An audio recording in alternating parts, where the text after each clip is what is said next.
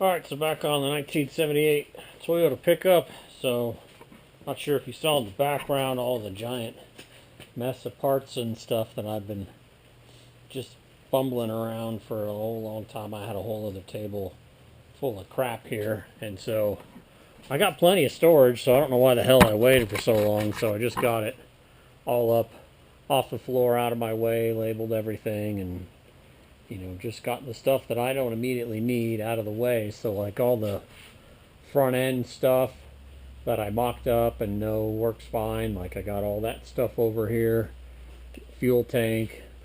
And then this is all the rear end stuff, which if once I get the firewall and tunnel all tightened up, yank the cab off, seam weld everything, get the cab back on it after I get everything welded. Then I can get to working on the rear end. And so, like, I got to take the bed off, and same crap as what I've dealt with in the front. I'll have all sorts of rust repair that I'm gonna have to do.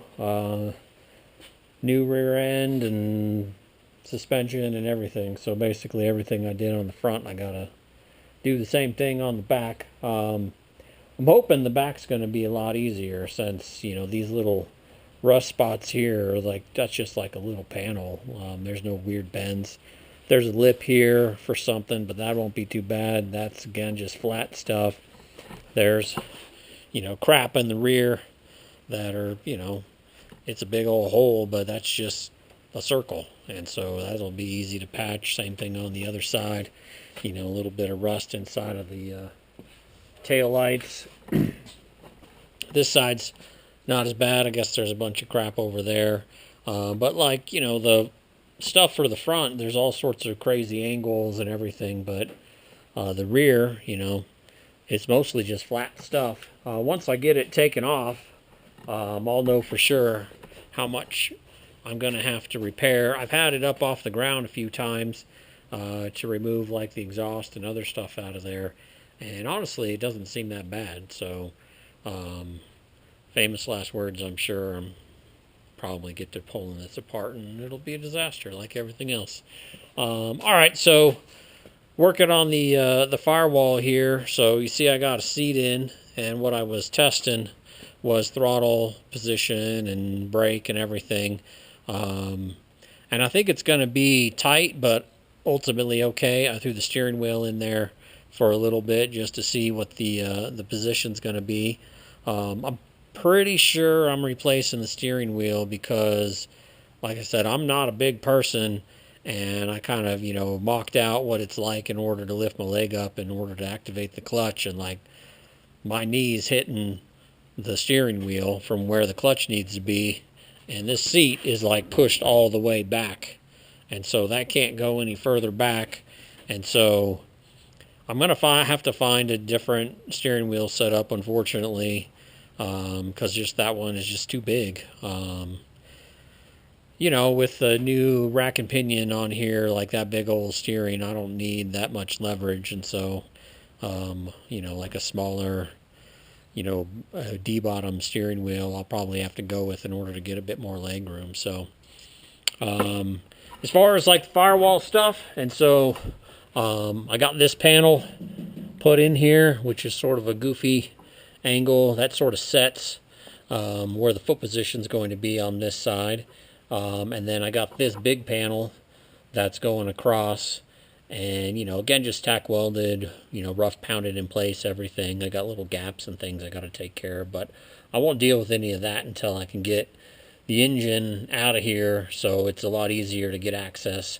I also want to weld everything from the outside. These are all just tacks in order to hold it in place, but all the seam weld that I'll end up doing, it's actually stitch welding, but whatever, that I'll do, I'm actually going to do that on the other side, because it should, weld should be waterproof, and I'll seam seal it and everything, but like I want the bead on the outside for better protection from the elements. And so like, the big pieces in here, I was kind of nervous about it, but honestly, it wasn't too bad. Same paper template stuff that I did with everything else. you know, throw a bunch of magnets all over the paper, get it in place, trace it, cut it out, and then, you know, just sort of get some of the bends and the bead and everything done ahead of time, and then sort of hammer and, you know, clamp everything in order to get it in place. So I think that's going to be all right. The one thing that I did decide is, you know, I mentioned before that where the slave cylinder and the fork are at really messes up the footwell position. So I rough fitted the slave cylinder on there, and you know, it sticks out past this piece. I'd have to actually cut a bit more metal out and lose even more footwell space. And then the bleeder valve actually comes up as well. And so like I'd have to come in a little bit more and then be coming in like right here. So I'd end up losing, you know, since I'd lose some space, plus I can't take up this space, I'm losing like 2 inches of footwell space, and I can't. There's just no way. You know, it's a tiny little truck, and I'm throwing much larger parts in here, and there I can't lose 2 inches of footwell space. I also had a fork on order, and I looked at the dimensions. I'd have to cut back here in order for to have clearance for the fork, and so I'm like, I can't. Like, there's just no way I can accept to have that much footwell space lost. And so what I ended up looking around, I'm actually going to go with like a hydraulic throwout bearing and remove the slave cylinder. It's one less hydraulic component to fail, so it's not necessarily a bad thing. It's more money, but at this point I've been burning money like no business, and so like whatever, you know, another $100 at this point is not really worth whining about. And so I'll go with the hydraulic throwout bearing, which is actually a more modern, you know, nicer setup anyway. So probably should have just done that from the beginning, but I'm cheap and I didn't want to. So, all right, so I'll end up losing, you know, the need for the slave cylinder and the fork.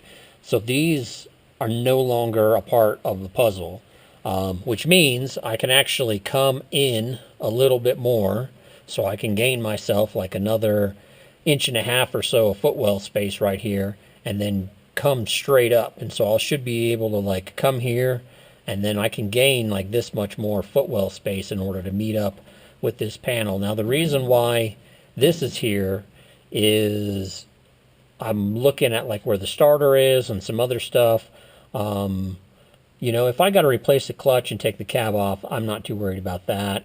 You know, as I mentioned before, like the way that I got the cross member set up, I can't drop the transmission straight down. Again, these are sort of things I might rethink when future me needs to deal with it, but you know, as of right now, like I'm not too worried about having to drop the transmission for a clutch, because that's a long ways away. But something like the starter, you know, I need enough room in order to get to the starter bolts that are on the back here. And so there's not a whole ton of room back here. I got like maybe like 1 inch or so on the back side. And I'm pretty sure that I'll be able to get to all the bell housing bolts. And so, you know, if future me is pissed off and wants to just cut this cross member out and make it a bolt-in job instead, there is actually enough room with the way that I'm setting up the tunnel that with like a long extension and a wobbly socket, I should be able to get to all the bell housing bolts. And so, you know, I think this is sort of the best of both worlds. I'll be able to service it in the future if I need to, and I'm going to gain, instead of losing another inch of footwell space, I'm going to end up gaining like 1.5 inches, which is, you know, going to make a world of difference. So I think it's looking pretty good. That next little panel won't be too bad. I'll just be able to cut it over and then up. Same sort of thing. I'll just use a little bit of paper and magnets, trace it out, and get it done. And then from here, like I think it's gonna, most of them are gonna look kind of the same as this one, where I'm gonna have like side bends on the piece of it, and then sort of like a little bit of a bend in order to get everything to meet up. And so we'll see if I end up just going with the box. If I bend it, I don't know, like it may be easier to just get like a subtle bend in everything versus making it angular. I don't know.